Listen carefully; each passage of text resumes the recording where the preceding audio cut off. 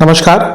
ग्रहों की गोचरीय स्थिति पर रेगुलर वीडियो पाने के लिए साप्ताहिक राशिफल, मासिक राशिफल, त्रैमासिक राशिफल और ग्रहों के बाकी गोचर पर भी रेगुलर अपडेट्स पाने के लिए, जिसके हिसाब से आप अपने जीवन में थोड़ी गाइडेंस प्राप्त कर सकें, इसके लिए मेरे चैनल को अवश्य सब्सक्राइब करें। जिन लोगों ने सब्सक्राइब कर रखा है वो ऑल ये जो नोटिफिकेशन सेटिंग होती है इसको क्लिक करें, क्योंकि कभी कभी कुछ लोग बोलते हैं उनको नोटिफिकेशन नहीं मिलती। आशा करता हूं चैनल को सब्सक्राइब करेंगे और रेगुलर वीडियोस अवश्य आप देखेंगे। नमस्कार। ओम गणेशाय नमः। ओम नमः शिवाय।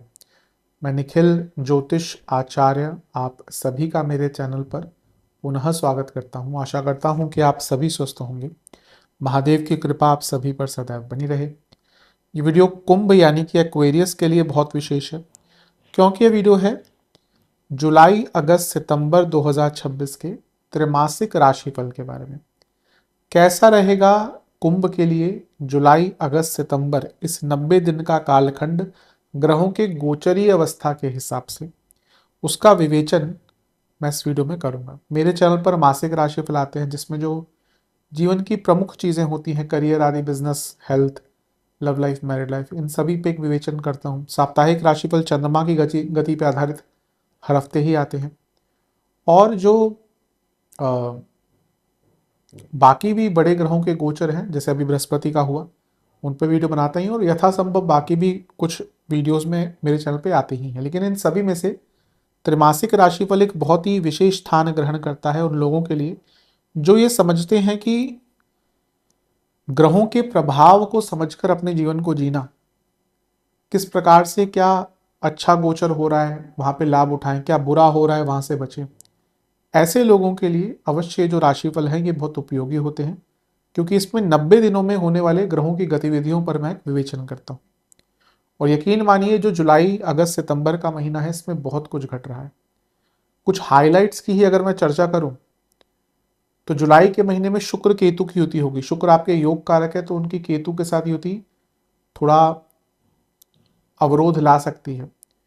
बुध पतित हो जाएंगे, ये थोड़ा प्रॉब्लमेटिक होगा, लेकिन सूर्य और गुरु की जोड़ी एक अच्छा प्रभाव देगी। और शनि अंततः जुलाई के अंत में आके वक्री हो जाएंगे, आपके लग्नेश। अगस्त में शुक्र नीच के हो जाएंगे, आपके योग कारक हैं, लेकिन बुध गुरु और सूर्य की युति थोड़ा प्रभाव अच्छा देगी। लेकिन अगस्त में दो ग्रहण लग रहे हैं, एक छठे घर में और एक लग्न में, तो इसका प्रभाव थोड़ा मिश्रित रहेगा। और सितंबर में बुध उच्च के हो जाएंगे और एक बहुत ही स्ट्रांग नीच भंग योग बनेगा आपके छठे घर में। तो बहुत कुछ घटित हो रहा है इस कालखंड में। ये तो मैंने कुछ बातें, कुछ हाइलाइट्स ही डिस्कस करी हैं, और भी बहुत कुछ होगा, और यही विवेचन हम इस राशिफल में करेंगे। यदि आपकी लग्न राशि या चंद्र राशि कुंभ है, दोनों ही देख सकते हैं, अलग अलग राशिफल नहीं बन सकते। जहां से सूट लेट ज़्यादा करता है वहां से देखिए। व्यक्तिगत तौर पर मेरा मानना है लग्न से देखेंगे तो अच्छा, इनकेस नहीं पता है तो चंद्र राशि से भी इसको देख सकते हैं। पुनः मैं कहूँगा ये प्रश्न नहीं बनता किस पे आधारित है। राशिफल अलग अलग नहीं बन सकते हैं। आपको लगता है कि लग्न से देखना ज़्यादा आपको सूटेबल है तो लग्न से देखिए। अगर आपको लगता है कि चंद्र राशि से, तो चंद्र राशि से देखिए। मेरा व्यक्तिगत मत है लग्न ज़्यादा प्रैक्टिकल होता है, तो वहां से देखिए। साढ़े साथी आदि के जो वीडियोस होते हैं वो तो कभी कभी ही आते हैं, तो उनको चंद्र राशि से देखना चाहिए, बाकी लग्न से ही देखेंगे तो अच्छा है। मैं हर वीडियो में ये मत देता हूँ, फिर भी कई बार लोग पूछते हैं कमेंट सेक्शन में, और क्योंकि इंडिविजुअली सबको रिप्लाई करना थोड़ा मुश्किल हो जाता है, इसलिए मैं हर बार बताता हूँ। ये इतने साल हो गए कि मेरे हिसाब से अगर लग्न से देखेंगे तो अच्छा, बाकी अदरवाइज आपको कहीं और से सूट करता है वहां से देख सकते हैं। बस ये मत बोलिए कि अलग अलग राशिफल क्या बन सकते हैं, नहीं हो सकता। तो शुरू करते हैं अत्यंत महत्वपूर्ण राशिफल का जुलाई के महीने के साथ। शुरू करते हैं जुलाई के महीने के साथ। जुलाई के महीने में पहला गोचर होगा शुक्र का, जो आपके योग कारक है, और वो आपके 7वें भाव में आकर बैठ जाएंगे। देखिए, एक तरह से योग कारक का केंद्र में आना और योग कारक का लग्न को देखना अच्छा है, लेकिन एक प्रकार से योग कारक का केतु के साथ बैठ जाना अच्छा नहीं है, क्योंकि ये जो योग कारक की हम बात कर रहे हैं वो शुक्र है, और शुक्र की केतु से बहुत बनती नहीं है, इसलिए थोड़ा प्रॉब्लमेटिक हो जाता है। शुक्र एक माया को रिप्रेजेंट करने वाले ग्रह हैं, वहीं केतु विपरीत है। शुक्र मेटलिस्टिक चीजें होती हैं, केतु मिनिमलिस्टिक होता है। शुक्र अटैचमेंट, केतु डिटैचमेंट। इसीलिए जब दो एकदम विपरीत प्रकृति के ग्रह साथ में आते हैं तो भाव को खराब करते हैं। उस ग्रह के जो थोड़ा सा उनमें से सौम्य ग्रह होगा उसके कारकत्व तो भी थोड़े बिगड़ते हैं। अब इनमें से सौम्य ग्रह तो शुक्र ही है, लेकिन इसके कुछ अच्छे प्रभाव भी होंगे। पहले अच्छी चीजों की बात करते हैं। आपके जो चतुर्थ भाव के स्वामी हैं वो केंद्र में आ गए और केतु के साथ बैठ गए। बहुत पेंडिंग कोई प्रॉपर्टी का इशू चल रहा था, सॉल्व करना था, कॉम्प्रोमाइज करना था। यहाँ से मंगल की दृष्टि है, कोई बहुत टाइम से आप कंस्ट्रक्शन स्टार्ट कराना चाहते थे। स्पेशली अगर आपकी कोई पुरानी कोई अलग प्रॉपर्टी है जिसमें आप रह रहे हैं उसमें नहीं, उसका योग भी है ही, क्योंकि चौथे घर में अभी मंगल गोचर करेंगे पूरे जून में, जुलाई में। लेकिन आपकी कोई एक्स्ट्रा प्रॉपर्टी है, कोई पैतृक संपत्ति है गांव में जहां पे आप स्टार्ट सोचते हैं कि मैं कुछ बनवा लूं, कुछ स्टार्ट करवा दूं, उसके लिए बहुत अच्छा है। शुक्र केतु सप्तम में, बहुत टाइम से आपका डाइवोर्स का केस पेंडिंग चल रहा था, खत्म ही नहीं हो रहा था, तो यहाँ पे एक योग्यता बन जाती है, एक योग बन जाता है कि आप उन चीज़ों को सुलझा सकते हैं। शुक्र आपके नवमेश हैं, तो जो हायर स्टडीज करते हैं रिसर्च बेस्ड, उनके लिए बहुत लाभकारी रहेगा। और अगर आप किसी धार्मिक जगह पर जाने का विचार करें तो रास्ते खुलेंगे। चतुर्थेश जब केतु के साथ बैठते हैं तो व्यक्ति को थोड़ा आत्ममंथन, थोड़ा चिंतन करने का मौका भी मिलता है। और शुक्र केतु मिलकर लग्न पर प्रभाव डालेंगे तो कहीं ना कहीं, क्योंकि योग कारक है शुक्र, तो आपको अपनी स्किल डेवलपमेंट करने का भी अवसर, मौका मिलेगा। लेकिन सप्तम में शुक्र केतु, हाँ बिजनेस करते हैं तो कुछ चेंजेस लाने पड़ेंगे आपको, लेकिन थोड़ा काम अटकेगा, कुछ लॉसेस भी हो सकते हैं। स्पेशली जिनका मशीनरी बेस्ड बिजनेस है उनकी मशीनरी में कोई प्रॉब्लम आ सकती है। कार्य क्षेत्र में थोड़ा रिकॉग्निशन मिलेगा, लेकिन क्योंकि केतु का प्रभाव है तो डिजर्विंग नहीं मिलेगा। हो सकता है आपको प्रॉमिस करी गई हो बहुत कि आपका ये ऐसा प्रमोशन कर देंगे, ऐसा कर देंगे, जब लेटर हाथ में आया तो ना ही इंसेंटिव, ना ही प्रमोशन, ना ही कुछ रिकॉग्निशन ज़्यादा मिला। और ये भी हो सकता है कि आपके नाम की प्रमोशन, आपकी डिजर्विंग प्रमोशन कोई और लेके चले जाए ऑफिस पॉलिटिक्स के कारण। और सबसे बुरा प्रभाव अगर किसी चीज पर पड़ेगा वो है मैरिड लाइफ, क्योंकि सप्तम भाव मैरिज का है और कारक है शुक्र सब मैरिड लाइफ के, तो उनका सप्तम में आना और केतु के साथ बैठना, ऑलरेडी केतु थे सप्तम में, मंगल भी देख रहे हैं, ये मैरिड लाइफ में भूचाल सा ला सकता है, मैरिड लाइफ में बहुत बड़ी प्रॉब्लम ला सकता है, लड़ाई झगड़े हो, सेपरेशन की बात हो। और क्योंकि मंगल केतु का प्रभाव है तो आपके लाइफ पार्टनर की सेहत पर भी अच्छा इंपैक्ट नहीं पड़ेगा। तो आई थिंक मैरिड लाइफ के लिए शुक्र केतु की युति बहुत अच्छी नहीं है। और same goes for love life, क्योंकि उसके भी कारक है और काम त्रिकोण में बैठे हैं। लव लाइफ में क्या होगा कि ना अट्रैक्शन की कमी हो जाएगी। ऐसा कभी कभी यूजुअली होता है कि हेल्थ हो गई, मेंटल हेल्थ हो गई, और बहुत चीज़ें होती हैं। विमेन की बॉडी अलग होती है, मेल की बॉडी अलग होती है, दोनों के कभी कभी हार्मोनल शिफ्ट्स होते हैं, हेल्थ इशू, तो कभी कभी ऐसा भी होता है नेचुरली लिबिडो कम हो गया, सब कुछ हो गया तो एक अट्रैक्शन कम होता है, स्पेशली जो थोड़े से बड़े एज में हो जाते हैं। और कभी कभी ऐसा भी होता है because of emotional reason, attachment एक दूसरे के प्रति, इंटीमेसी एक दूसरे के प्रति थोड़ी कम दिखती है। ये वैसा ही टाइम है जहाँ पे इंटीमेसी की प्रॉब्लम आएगी, फिजिकल इंटीमेसी की प्रॉब्लम आएगी। और आजकल का टाइम है जहाँ पर चीज़ें बहुत शैलो लेवल पर पसंद की जाती है, इसलिए फिजिकल इंटीमेसी को बहुत महत्व दिया जाता है। सत्य तो ये है कि फिजिकल इंटीमेसी कब तक रहती है, वो भी ढल जाती है कुछ टाइम बाद, इसलिए इमोशनल कनेक्शन ज़्यादा इंपॉर्टेंट होता है, पर लोग उस पर काम नहीं करते। लेकिन जब जो आधार है आज के टाइम के हिसाब से, तो उसके हिसाब से अगर देखें, अगर फिजिकल इंटीमेसी में प्रॉब्लम आती है तो रिलेशनशिप में दिक्कत आती है, और इवन ये फिजिकल इंटीमेसी के इशू मैरिड लाइफ में भी रहेंगे। तो इन एरियाज पे थोड़ा प्रॉब्लम रहेगा। मंगल का प्रभाव एग्रेशन भी लाता है, लेकिन क्योंकि मंगल कर्मेश है और शुक्र जो है वह नवमेश है, कुछ लोगों का कार्य क्षेत्र में ट्रांसफर भी हो सकता है। बिजनेस में थोड़ा, अगर आपका बिजनेस बहुत बड़ा है तो अपने ओपोनेंट से थोड़ा बच के रहें। 7 जुलाई को बुध का गोचर होगा, लेकिन बुध आगे जाने के प्रति के बजाय पीछे गिर जाएंगे। इसको ग्रह का पतित होना कहते हैं, क्योंकि वो वक्री हो गए थे जून में और पीछे जाते जाते जब ये इस भाव की परिधि खत्म हो जाएगी तो पीछे ही गिरेंगे वो।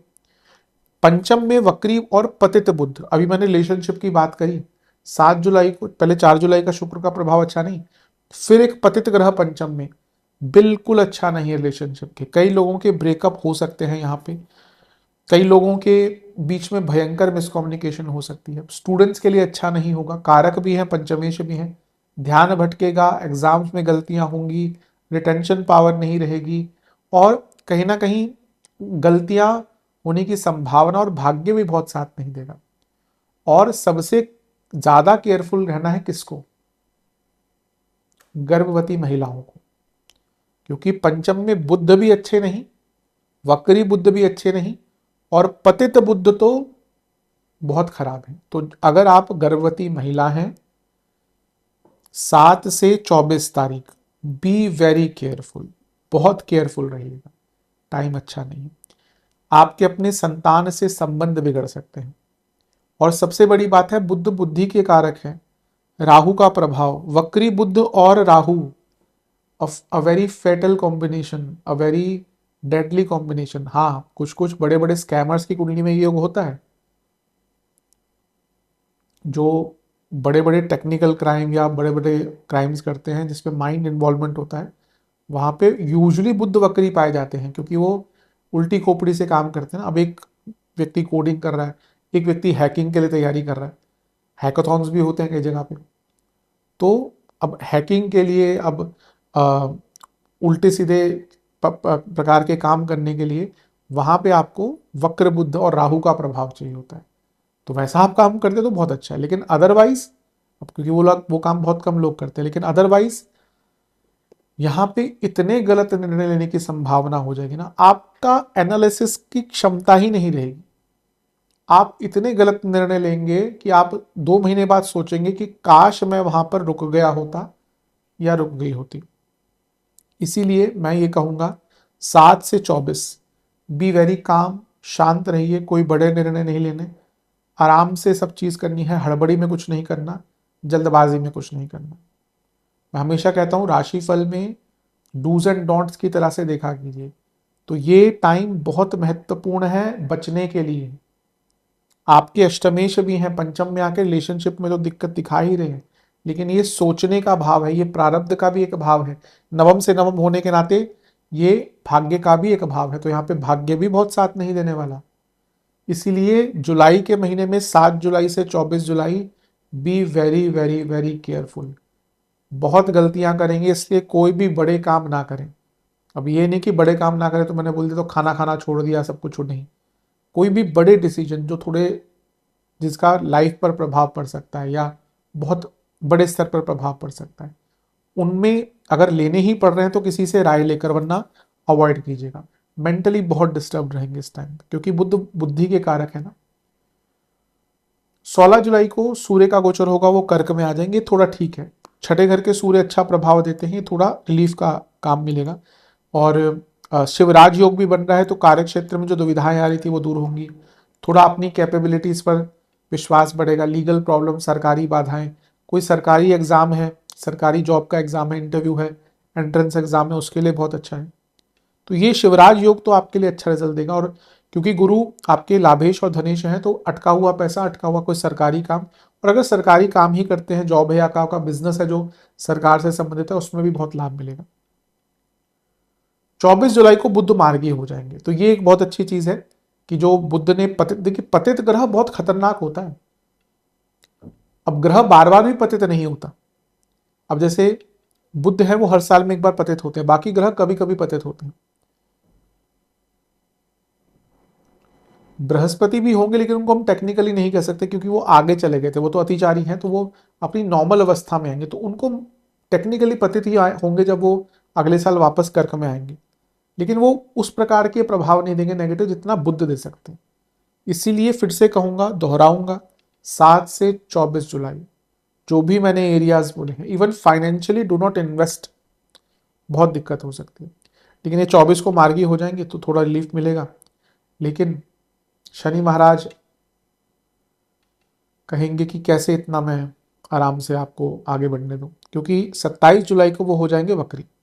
शनि हर साल वक्री होते हैं, पिछले साल भी आई थिंक जुलाई में ही वक्री हुए थे, जितना मुझे, आई थिंक 13 जुलाई को वक्री हुए थे शायद, में भी हुए जुलाई में ही थे, मुझे एग्जैक्टली डेट याद नहीं।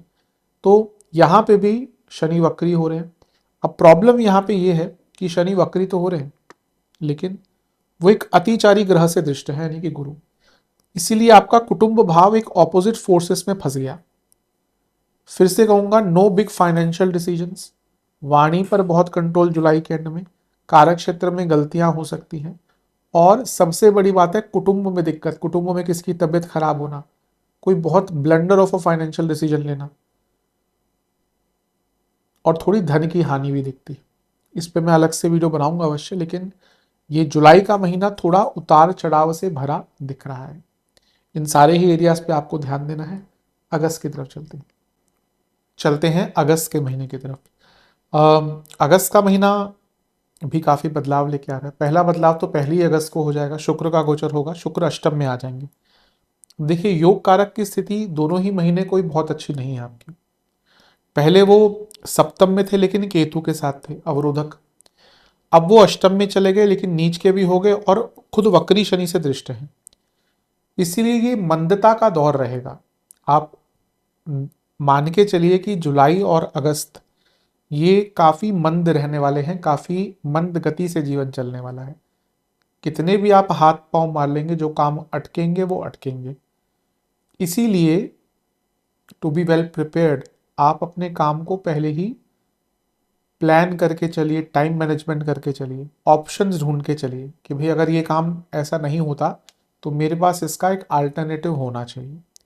तो जितना अपने जीवन को इस प्रकार से बनाकर चलेंगे, जितना अपने जीवन को इस प्रकार से मोल्ड करके चलेंगे, उतना अच्छा है। नवमेश नीच के हो गए अष्टम में, ये बॉसेस के साथ बहुत भयंकर प्रॉब्लम दिखा रहा है।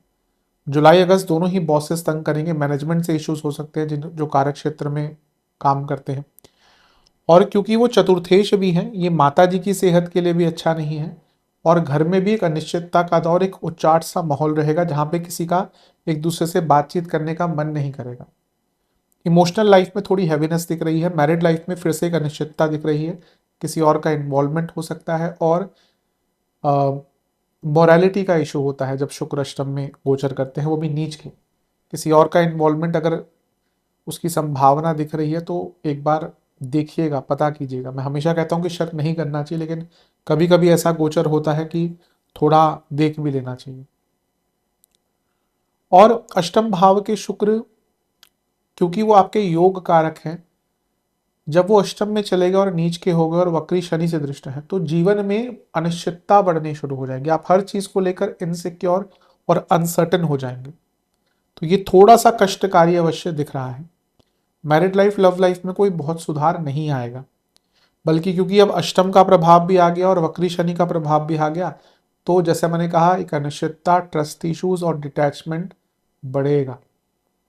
तो जुलाई अगस्त थोड़े मंदता की तरफ लेके जा रहे हैं। सर्टेनली क्योंकि आपके लग्नेश खुद वक्री हो गए हैं ना, तो ये आप पर, यानी कि मकर और कुंभ वाले जो लोग हैं, अभी तो हम कुंभ की बात कर रहे हैं, तो उन पर इसका प्रभाव सबसे ज्यादा रहने वाला है। गुप्त शत्रुओं से अपने बचें। साधनाओं के लिए बहुत अच्छा टाइम है, लेकिन उन वही साधना, देखिए कई बार होता है, ये भी कुंडली का ही प्रभाव होता है। कई कुंडलियां ही ऐसी होती है जिनको तंत्र साधना करनी ही नहीं चाहिए, उनकी बॉडी, उनका माइंड ही ऐसा नहीं है। हर कोई व्यक्ति तो ना तंत्र साधना कर सकता है या कोई बड़ी साधना कर सकता है। हाँ, ये है कि आजकल लोग 10 महाविद्या एक्सपर्ट बन रहे हैं। मैं लोगों को देखता हूँ आजकल 10 महाविद्या एक्सपर्ट अपने नाम के आगे लगा रहे हैं। भैया, मैं तो हैरान हूँ सच में। मूर्खता की परिकाष्ठता आजकल लोग लांग गए हैं, परिधि लांग गए हैं। 10 महाविद्या एक्सपर्ट, शंकराचार्य जी ने भी 3 महाविद्या अपने जीवन में साधी थी, शंकराचार्य जी ने। रावण ने भी, कहते हैं कहीं पे 3, कहीं पे 5। रावण क्या थे, ठीक है वो अलग चीज, लेकिन ज्ञान और टैलेंट और साधना, वो जब इतनी कर, और इतने 10 महाविद्या को नहीं साध पाए, आज लोग 10 महाविद्या के एक्सपर्ट हो रहे हैं। अभी मैं कहीं पे देख रहा था, एक महिला वो अपने आप को 10 महाविद्या एक्सपर्ट बोल रही हैं। एक महोदय जो ज्योतिष भी हैं, वो 10 महाविद्या के कोर्स बेच रहे हैं। ठीक है, अब समय ही ऐसा है तो क्या कर सकते हैं। जिसको सीखने है इस प्रकार से सीखिए, अवश्य सीखनी चाहिए अगर, लेकिन उसका कोई फायदा नहीं होता, उल्टे सीधे ही काम होता है। इसलिए मैं हमेशा कहता हूँ कोई भी साधना अगर इस प्रकार की करनी है, कोई गुरु ढूंढिए, तभी साधना ऐसी करिए, वरना कोई साधना मत करिए। नॉर्मल जो साधनाएं हैं, देवी की दुर्गा जी की साधना है, महादेव की साधना है, जो नॉर्मल साधनाएं हैं वो कीजिए। और यहाँ पे जिनकी कुंडली थोड़ी वीक है उन पर कोई तंत्र का प्रयोग भी हो सकता है, उसका प्रभाव दिख सकता है, तो थोड़ा मिश्रित ही है। इसके बाद होगा मंगल का गोचर, मिथुन में आ जाएंगे। ये ठीक है, उतना बुरा नहीं है, क्योंकि केंद्र के स्वामी है, त्रिकोण में आ गए, राजयोग बनता है। 10वें घर के स्वामी त्रिकोण में, कार्य क्षेत्र में थोड़ी क्रिएटिविटी बढ़ेगी, जॉब चेंज करने का योग अच्छा है। यहाँ से लाभ स्थान को देखेंगे तो प्रॉपर्टी खरीदने का योग अच्छा है। तीसरे घर के स्वामी पंचम में आ गए तो अपने प्लानिंग को इम्प्लीमेंट करने का टाइम अच्छा है। तो ये मंगल का गोचर तो ठीक ही है, लेकिन पुनः ये मंगल शुक्र को देखेंगे तो जो मैरिड लाइफ, लव लाइफ ही जिसमें अभी तक अनिश्चितता चल रही थी, अब एग्रेशन भी आ जाएगा। अभी बुध ने भी यहाँ पे पंचम भाव में प्रॉब्लम क्रिएट करी थी ना, तो वो गर्भवती महिलाओं के लिए जो मैंने बोला था, और रिलेशनशिप के दोनों के लिए मंगल का प्रभाव बहुत अच्छा नहीं है। लेकिन स्टूडेंट्स के लिए थोड़ा रिलीफ मिलेगा, प्रॉपर्टी के लिए रिलीफ मिलेगा, कार्यक्षेत्र में रिलीफ मिलेगा, क्रिएटिविटी और बौद्धिक क्षमता बढ़ेगी, तो ये अच्छा है। इसके बाद होगा बुध का गोचर, वो छठे घर में आ जाएंगे। ये होगा 5 अगस्त को। मंगल का गोचर हुआ था 2 अगस्त को, 5 अगस्त को होगा बुध का गोचर। तो बुध आ जाएंगे आपके छठे घर में। छठे घर के बुध अच्छे होते हैं, कोई लीगल काम आपके अटक रहे थे, स्टूडेंट्स के लिए बहुत अच्छा रहेगा। जो स्टूडेंट्स जुलाई में फील किया था, रिटेंशन पावर हो, कम्युनिकेशन हो, एकाग्रता हो, सब वापस आएगी। और छठे घर के बुध प्रॉब्लम सॉल्वर होते हैं मेंटल लेवल पर, तो आपको कई प्रॉब्लम्स के ना सॉल्यूशन मिलना शुरू हो जाएंगे। विपरीत राजयोग भी बना रहे हैं तो ये भी अच्छा है। लेकिन 12 अगस्त को ग्रहण लगेगा, सूर्य ग्रहण। तो सूर्य ग्रहण लगता है अमावस्या पर, सॉरी, हाँ अमावस्या पर। तो अमावस्या होती है जब सूर्य चंद्रमा साथ में होते हैं। लेकिन छठे घर का सूर्य ग्रहण कोई बुरा नहीं होता। अगर आपका कोई सरकारी बाधा आ रही थी वो दूर हो सकती है। लेकिन ये भी देखना है कि ये सारा सब कुछ सप्तम से 12वें में हो रहा है, तो कॉन्टिन्यूसली मैरिड लाइफ के लिए प्रॉब्लम बढ़ रही है। सप्तम में ऑलरेडी केतु है पिछले 1 साल से, 1 साल से ज्यादा ही हो गया। तो मैरिड लाइफ में देखिए, अगर आपके जुलाई से पहले प्रॉब्लम्स है ना, तो जुलाई अगस्त बहुत तंग करने वाला है। छठे भाव में ग्रहण, आपके फंसे हुए काम बन सकते हैं लेकिन आपके शत्रु हावी रहेंगे, कोई रोग अचानक से लग सकता है। लेकिन यह है कि छठे घर का ग्रहण व्यक्ति को थोड़ा रिस्क लेने पर मजबूर भी करता है और कुछ आउट ऑफ कंफर्ट जोन जाकर करने पर मजबूर करता है। लेकिन क्योंकि यहाँ पे गुरु भी इन्वॉल्व है, कोई फालतू का लोन मत लीजिएगा, कोई किसी को पैसा उधार मत दीजिएगा। यहाँ पे सूर्य इन्वॉल्व है, इसलिए मैरिड लाइफ में प्रॉब्लम, बिजनेस में घाटा, और बुध भी इन्वॉल्व है जो अष्टमेश है, इसलिए कोई सडन इन्वेस्टमेंट मत कीजिएगा। लेकिन यह है कि छठे घर में ग्रहण कभी कभी व्यक्ति के जो काम अटक रहे थे उनको बनने का एक नया रास्ता खोल देता है। लेकिन थोड़ा कुछ एरियाज में जैसे मैंने कहा अच्छा नहीं है।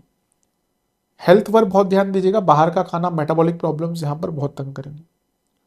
17 अगस्त को सूर्य का गोचर होगा, सिंह में आकर बैठ जाएंगे। अब सूर्य अभी ग्रहण से निकले, जो खगोलीय घटना थी, अब ग्रहण दोष में चले गए, और आपके लिए सूर्य कतई अच्छे ग्रह नहीं है। तो यहाँ पे सरकारी प्रॉब्लम्स थोड़ी सी आ सकती हैं, यहाँ पे आपकी इमेज को खराब करने का प्रयत्न होगा। बॉसेस से संबंध तो बिगड़ेंगे ही। मैरिड लाइफ में फिर अब देखिए,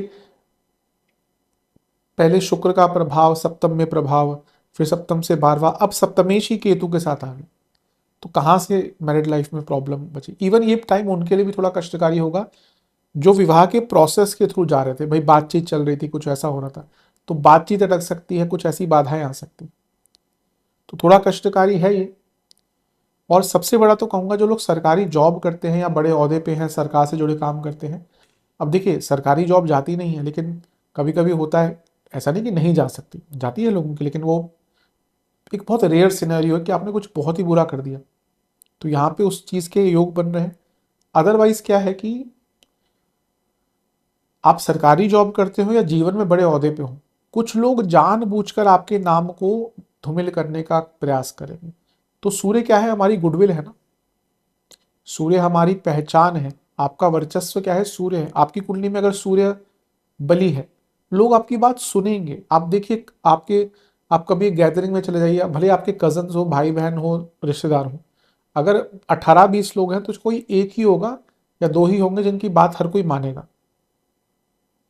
यहीं से ग्रह समझ जाना चाहिए। अब यहाँ पे सूर्य थोड़े से पीड़ित हैं, तो आपके वर्चस्व पर निशान उठेगा, आपके अथॉरिटी पर निशान उठेगा, तो थोड़ा सा नेगेटिव है। इसके बाद 22 अगस्त को बुध का गोचर, ठीक है, वो थोड़ा रिलीफ देंगे क्योंकि आपके पंचमेश हैं, राजयोग बनाएंगे, बुध आदित्य योग बनेगा, थोड़ा रिलीफ मिलेगा। लेकिन फिर 28 अगस्त को चंद्र ग्रहण लग गया, चंद्र ग्रहण लगेगा पूर्णिमा पर। अब एक ग्रहण लगा छठे पर और एक लगा लग्न पर, एक रोग भाव में, एक लग्न में। तो ये दिखा रहा है कि अगस्त में सडन हेल्थ इश्यूज भी आ सकते हैं। कौन से? एक जिसकी आपकी हिस्ट्री रही है, भाई आपको लेट्स से पहले लिवर की प्रॉब्लम रही है, आपको इंटेस्टाइनल इश्यूज रहे हैं, आपको डायबिटीज की बहुत हिस्ट्री रही है, आपको कार्डियक इश्यूज रहे हैं, जो पहले आपको रह चुका है वो सडनली यहाँ पे हिट कर सकता है। दूसरा, छठे भाव से अष्टम में ग्रहण लगा, शत्रु बहुत एक्टिव होने वाले हैं आपके, किसी को भी लाइटली मत लीजिए। अपने शत्रु को लाइट लेना सबसे बड़ी मूर्खता है, इसीलिए बी वेरी अटेंटिव। ध्यान फिर से भटकेगा, छठे घर के स्वामी लग्न में है, फ्रस्ट्रेशन बहुत बढ़ेगी, और जिनको मानसिक विकार है उनकी प्रॉब्लम। और फिर से ग्रहण लग रहा है सप्तम से सप्तम में, बिजनेस के लिए थोड़ा कष्टकारी, नाम के लिए, पहचान के लिए, और फिर से मैरिड लाइफ के लिए। तो ये मैरिड लाइफ के लिए तो कॉन्टिन्यूसली जुलाई अगस्त अच्छे नहीं है। योग भी बन रहे हैं और कारक की भी स्थिति अच्छी नहीं है, भाव की स्थिति अच्छी नहीं है, भावेश की स्थिति अच्छी नहीं है, कारकेश की स्थिति अच्छी नहीं है। तो love life, married life, specially married life में जुलाई अगस्त अच्छा प्रभाव नहीं देते दिख रहे। अब मुझे पता है कि कुछ लोग बोलते हैं नेगेटिव ज़्यादा आप बोलते हैं, मैं नेगेटिव ज़्यादा या कम करके कभी नहीं बोलता। हमेशा से मेरा ये तात्पर्य रहा है कि अगर कुछ दिख रहा है उससे आगाह किया जाए। अभी कुछ ये भी कमेंट्स आएंगे कि अभी तो आपने बृहस्पति का वीडियो बनाया, सब कुछ अच्छा है, उसमें ये हो जाएगा। देखिए, मैं सब कुछ अच्छा तो नहीं बोलता, कुछ एरियाज पर प्रभाव रहता है, लेकिन वो एक मैक्रो लेवल पर होता है और एक ग्रह। इसलिए मैं हमेशा बोलता हूँ कि मेरे चैनल पर साप्ताहिक, मासिक और त्रिमासिक ये वीडियोस अवश्य जो लोग राशिफल देखना चाहते हैं देखने चाहिए, क्योंकि इसमें सारे ही ग्रहों का प्रभाव मैं लेता हूँ। साप्ताहिक भी होता है, उसमें जो चंद्रमा का एक्टिवेशन होता है वो ग्रह भाव के साथ मैं देखता हूँ या विवेचन करता हूँ।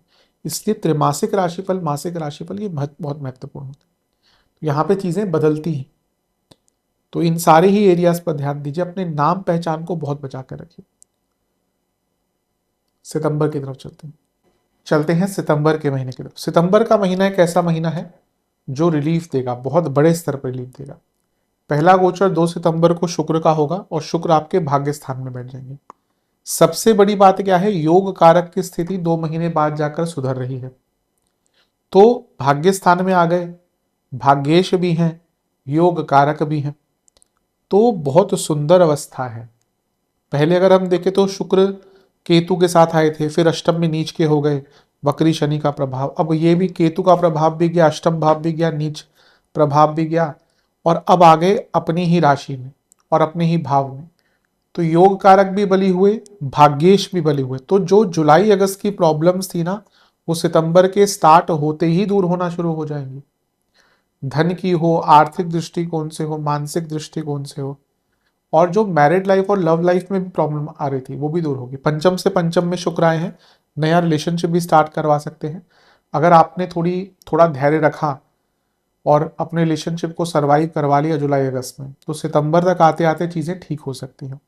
ये शुक्र पर राहु का प्रभाव भी है। शुरू में ही मैंने कहा था कि राहु शुक्र की जोड़ी बहुत अच्छी होती है, ये भले ही त्रिकोणीय संबंध हो, तो ये बहुत अच्छा रहेगा। अचानक से भाग्य साथ देगा, जो काम एकदम निष्फल हो गए थे ना, जिनके लिए आपने सोचना ही बंद कर दिया था कि अब मुझसे ये काम नहीं होगा या ये काम बस गया हाथ से, वही काम दोबारा बनने शुरू हो जाएंगे। भाग्य बहुत प्रज्वलित हो जाएगा, भाग्य बहुत साथ देगा। जो बॉसेस से प्रॉब्लम आ रही थी वो भी दूर होना शुरू हो जाएगी। तो जुलाई अगस्त जहां टेस्टिंग दिख रहा है, वहीं सितंबर का महीना स्पेशली, क्योंकि देखिए भाग्येश भी बली हो गए, योग कारक भी बली हो गए, दोनों ही शुक्र हैं, तो ये अवस्था बहुत अच्छी है आपके लिए। अगला गोचर 7 सितंबर को बुध का होगा, कन्या में आकर बैठ जाएंगे, स्वराशि के हो गए, उच्च के हो गए, विपरीत राजयोग बना रहे हैं। अभी भाग्येश बली हुए, अभी विपरीत राजयोग बन रहा है। पंचमेश भी बली हो गए, पंचम नवम दोनों त्रिकोण के स्वामी बली हो गए। तो मानसिक चेष्टा, मानसिक स्टेबिलिटी, जो उद्वेग मचा था, जो डिप्रेशन, जो मानसिक अस्थिरता जुलाई में स्टार्ट हुई थी, वो कम होगी। अष्टम के बुध कोई बुरे नहीं माने जाते। लाइक शुक्र एक एक्सेप्शन है 12वें घर में।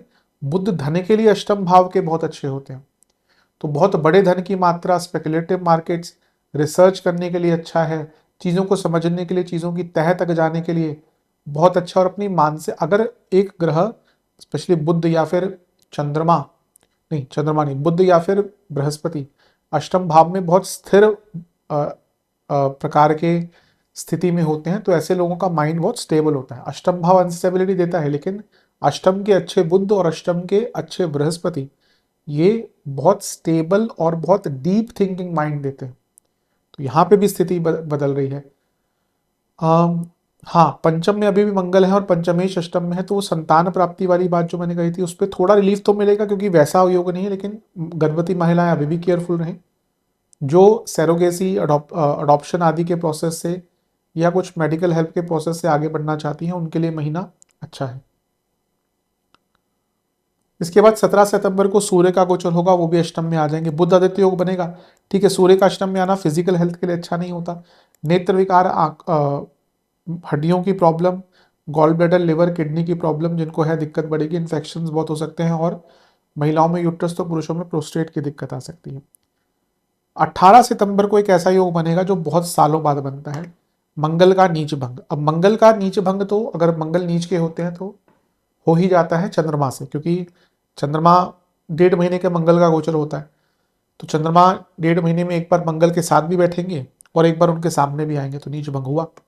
लेकिन मंगल का नीच भंग यहाँ पे बृहस्पति से हो रहा है, ये 12 साल बाद ही हो सकता है, क्योंकि मंगल तो जहां हर 1.5 साल 2 साल में नीच के होते हैं, उस टाइम पर उनका गुरु से मिलन नहीं होता हर बार।